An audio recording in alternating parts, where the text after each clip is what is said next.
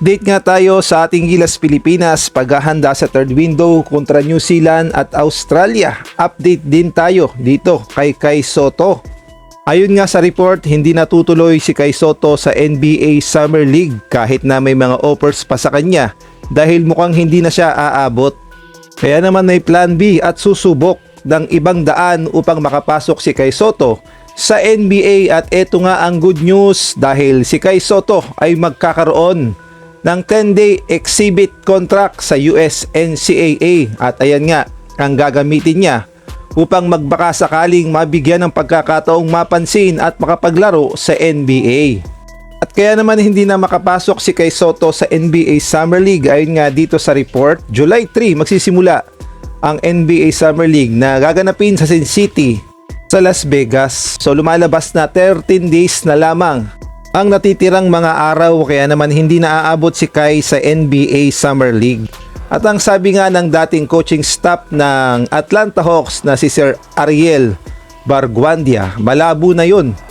Lalo na nandito pa raw sa Pilipinas itong si Kai Sotto at ang requirements daw upang makapasok sa roster ng kahit anong NBA Summer League team at least a week before bago ang tournament. So napakalabo na talaga na makapasok si Kai Sotto sa NBA Summer League. Mabuti na lamang at ayon na rin sa report ay nagkaroon siya ng 10-day exhibit contract sa NCAA at doon niya siguro maibubuhos ang kanyang galing at lakas upang mapatunayan na karapat dapat siya sa NBA. At ito pa nga ang good news dahil si Kai Sotto may tsansa pang makapaglaro sa third window at pwede pa siyang makahabol. Sabi nga dito, still eligible to play sa Gilas Pilipinas under FIBA rules. Ang sabi kasi dito, within 24 hours tip off, pwede pang humabol yung mga players na isasama sa lineup. Ang laban kasi ng Gilas Pilipinas kontra New Zealand sa July 3 at kontra Australia naman sa July 6. At ayon na rin mismo kay Coach Tim Cone, kung hahabol si Kai Sotto ay tatanggapin niya at masaya siya kung makakasama pa sa Gilas Pilipinas. Ang sabi nga ni Coach Tim Cone, if he decided to come now at this moment, we'll still love to have him. Ayan nga ang tugon ni Coach Tim Cone. Ngunit magpasa hanggang ngayon, wala pa ring tugon naman ang kampo ni Kai Sotto kung hahabol ba sa third window. Samantalang update naman tayo sa ating Gilas Pilipinas matapos nga ang kanilang training camp na ginanap sa Brisbane sa Australia.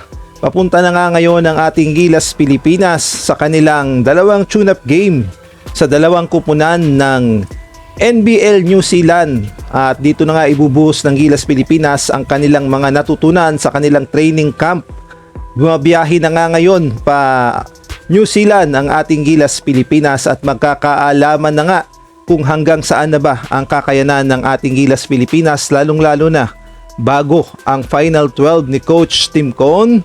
At dito malalaman kung malakas ba ang lineup na to dahil punong-puno ng kritisismo at mga nagsasabi pa naman mga kapwa Pinoy na mahina daw, walang maipapanalo, 0-2.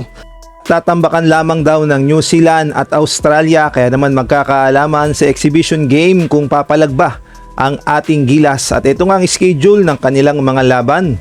Ito nga ang makakaharap ng ating Gilas Pilipinas sa June 28, 9 AM Philippine Standard Time ang Manawatu Jets. Sunod naman sa June 30, 2:30 PM Philippine Standard Time ang Franklin Bulls. Malakas ang dalawang kupunan na yan sa NBL New Zealand kaya naman masusubukan ng ating Gilas Pilipinas.